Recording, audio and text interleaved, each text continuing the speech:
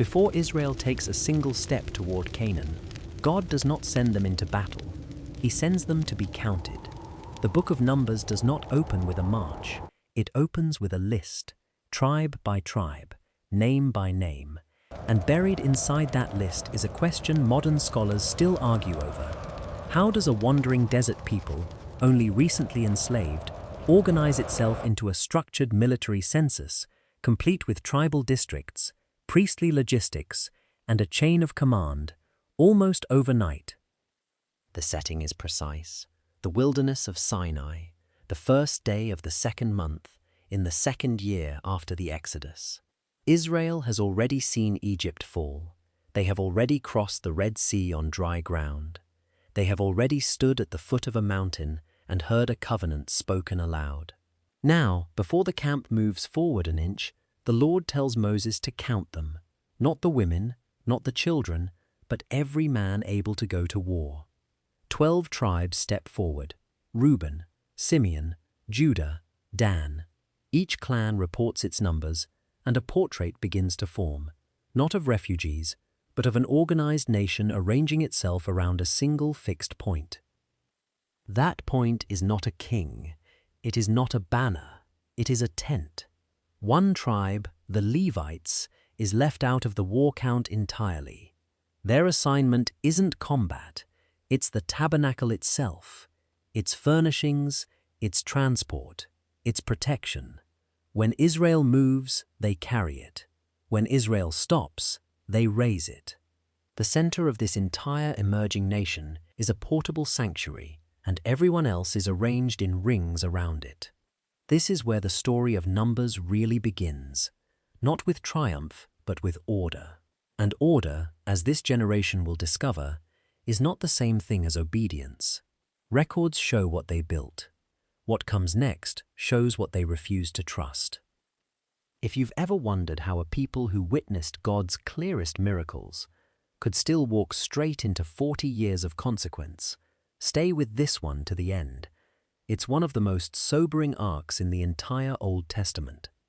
By the time this census is taken, Israel has already been camped beneath the same mountain for almost a full year. Records describe a people who have not moved, not because they are lost, but because they are being formed. Ancient Near Eastern texts confirm that military censuses were common practice in the late Bronze Age. Kingdoms regularly counted fighting men before campaigns. But this count is different. It is not ordered by a king. It is ordered by a voice from inside a tent. Moses is told to number every man 20 years old and able to bear arms, tribe by tribe, family by family. The result is staggering for a people only recently enslaved. Over 600,000 men, organized instantly into a working military structure. Historians studying tribal confederations of this era note how unusual such rapid cohesion would be, and how rarely it survives contact with crisis. One tribe is left out of the count entirely. The Levites are not soldiers. They are caretakers of a single object, a portable sanctuary that will travel at the center of the camp, surrounded on every side by the very tribes counted for war. This is the detail easy to miss. The most heavily defended position in the entire camp is not held by warriors. It is held by a tent. Blessings are spoken. Offerings are dedicated. Passover is observed in the wilderness, a memorial repeated even mid-journey. And then, without ceremony, a cloud settles over the structure at the center of it all. By every visible measure, this is a nation finally ready, counted, arranged, blessed, guided. So why does almost none of this generation survive to see what they were promised? The cloud lifts, the camp moves, and almost immediately something goes wrong that no census, no blessing, and no priestly order could have prevented. The text does not record an attack from outside. It records a complaint from within, and it begins so quickly after departure that scholars studying the wilderness narratives note the abruptness as deliberate. Whatever threatens Israel next will not come from Canaan. At a place later named Taberah, fire breaks out among the people. The cause given is not foreign hostility, but discontent. Then the complaint sharpens. The people remember Egypt, not its slavery, but its food. The same bread from heaven once celebrated as miraculous is now described with contempt. Moses, the man who organized 600,000 soldiers, suddenly cannot bear the weight of leadership alone. 70 elders are appointed, a structure consistent with known Near Eastern tribal governance, where authority was distributed among recognized heads of families. This is not invention, it is administration under strain. Then quail arrive in such numbers that the craving turns to excess, and excess turns to plague at a site whose very name preserves the memory. Kibroth Hattaavah, the graves of craving. Here is the layer easy to overlook. The rebellion does not stop with the people, it reaches Moses' own household. His sister and brother question why he alone speaks for God. The challenge is answered directly, publicly, and severely. Miriam struck with a visible affliction before the entire camp. Leadership has now been tested from below and from within his own family. The complaints have spread. The structure is straining. And ahead lies a test far greater than hunger, one that will not measure appetite, but courage. 12 men walk into Canaan. Only 2 will walk out unchanged. The mission itself is unremarkable by ancient standards. Reconnaissance before conquest was standard practice among Bronze Age city-states, and the region they enter was dense with fortified settlements, the kind whose walls and gate complexes archaeologists still excavate across the southern Levant today. For 40 days, the spies move through this landscape, and what they find is not myth. The land is fertile. A single cluster of grapes requires 2 men to carry it back. The evidence is not in question, the interpretation is. 2 of the 12, Joshua and Caleb, return certain the land can be taken. The other 10 describe something different. Cities with walls reaching to the sky, inhabitants of unusual size, defenses no army of newly freed slaves could hope to overcome. Both reports come from the same 40 days. Only one becomes the official account. Here is the detail rarely emphasized. This is not a nation lacking evidence. They possess an accurate report. What they lack is the will to act on it. Panic spreads faster than reason. Voices in the camp suggest returning to the very slavery they had walked out of. Moses intercedes. It does not change the outcome. The judgment that follows is exact. Every adult of this generation will die before entering the land.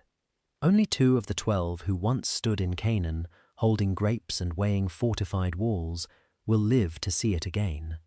What should have been a journey of weeks becomes a sentence measured in decades. And the question the wilderness now has to answer is not whether God's promise was real. It is how an entire nation survives 40 years waiting to die. The judgment has already been spoken. 40 years are now certain. And yet, the laws keep coming, as if obedience still matters, even to a generation that will never reach the land those laws were written for. This is the detail worth pausing on. God does not stop instructing a people he has already sentenced to die in the wilderness. A man is executed for working on the Sabbath. Tassels are commanded on garments, a visual, wearable reminder of commandments easily forgotten. Structure continues, even inside judgment. It does not produce peace. A Levite named Korah, along with Dathan and Abiram, begins to challenge the very leadership structure established back at Sinai. 250 recognized leaders join them, not outsiders, but men already holding positions of authority within the camp. The rebellion is not coming from the bottom. It is coming from inside the system itself. Here is what changes the shape of the story. The ground opens, and the rebellion's leaders are gone. Fire consumes the 250. This is not a quiet dispute resolved by debate. It is the second time in this book that the earth and sky themselves intervene directly in a leadership dispute. To settle the question of legitimate authority beyond argument, 12 staffs are placed before the tabernacle overnight. Only Aaron's buds, blossoms, and produces almonds, a detail ancient Hebrew tradition preserves as final proof, not metaphor, but a witness object, kept afterward inside the sanctuary itself. Priestly duties are reinforced. A red heifer ritual is introduced for purification after contact with death, fitting in a wilderness now defined by it. Thousands are gone, the rebellion is crushed. But obedience, it seems, was never the thing miracles could guarantee. And the next failure will not come from the people at all. It will come from Moses. The years pass quietly in the text, almost in silence, and when the narrative resumes, an entire generation has nearly vanished. Miriam is dead. The wilderness has gone on so long that even the camp's water source fails.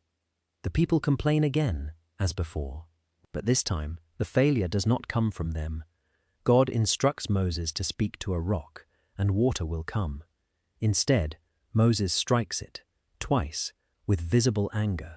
The water still flows, the miracle still happens, and yet God declares that for this, Moses will not enter the land he has led an entire nation toward for nearly 40 years. Here is the detail that unsettles even careful readers. The punishment falls not for failure, but for a moment of disobedience inside an otherwise successful miracle. The man who parted a sea, who climbed a mountain to receive the law, who interceded for the nation twice already, is judged for striking a rock instead of speaking to it. Then Edom refuses Israel passage. Aaron dies on a mountain named Hor, and venomous snakes invade the camp, a known wilderness hazard. But here, historians note something stranger. God instructs Moses to craft a bronze image of the very thing afflicting them and lift it on a pole. Those who look upon it live. Serpent imagery as both threat and healing appears across other ancient Near Eastern traditions, but rarely with this exact inversion. Judgment becomes the cure for judgment. Suddenly, Israel begins winning. Arad falls, Sihon falls, Og falls. The old generation is dying. Moses will never cross into Canaan. Aaron is gone, but victory has returned, and a foreign king, watching from across the plains, is no longer interested in fighting Israel at all. A king watches an army he cannot defeat and decides not to fight it at all. Balak, king of Moab, has seen what happened to Sihon and Og. He does not raise an army, he sends for a prophet, a man named Balaam, known beyond Israel's borders for words with power. Divination and professional blessing and curse pronouncements were established practices across the ancient Near East, and Balaam's reputation reaches Moab precisely because his words were believed to work. Balak's request is simple: curse this people. What happens next is recorded with strange specificity. God tells Balaam not to go. Balaam goes anyway. Riding a donkey along a path he cannot see is blocked, until the donkey itself stops, refuses to move, and speaks. An angel stands in the road, invisible to the prophet hired to interpret unseen things. Here is the layer worth sitting with. A man whose entire profession depends on perceiving the divine cannot see what his own animal sees clearly. 3 times Balak positions Balaam to pronounce a curse over Israel. 3 times words of blessing come out instead, against the prophet's own commercial interest, against the king who is paying him, against everything the moment demands. The final pronouncement goes further than blessing. Balaam speaks of a star rising out of Jacob, a ruler emerging from Israel, language later traditions would return to again and again. Balak's plan fails completely. The enemy hired to destroy Israel becomes, against his will, the one confirming it cannot be destroyed. No curse reaches them, no army defeats them.